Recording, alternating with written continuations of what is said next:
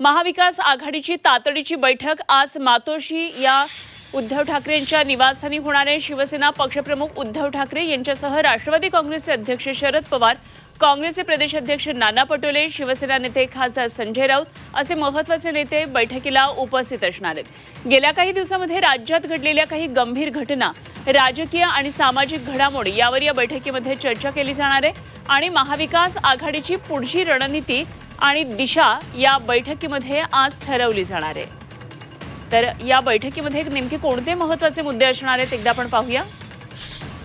मवियाच्या बैठकीकडे राजकीय वर्तुळाचं लक्ष आहे। शिवरायांचा पुतळा कोसळला त्याचं प्रकरण सध्या राज्यभरामध्ये गाजते। मविया या प्रकरणामध्ये आक्रमक भूमिका घेतेय।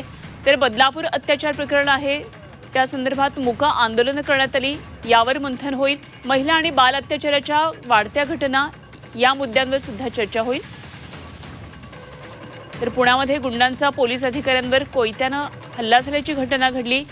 एकंदरीतच कायदा सुव्यवस्था याबाबत चर्चा होईल। तर बांगलादेश हिंसाचाराच्या घटनेचे काही पडसाद उमटलेत त्या संदर्भातही चर्चा होईल। तिजोरीमध्ये राज्याच्या खडखडाट असताना सरकार मात्र योजनांच्याद्वारे खिरापती वाटत चाललंय।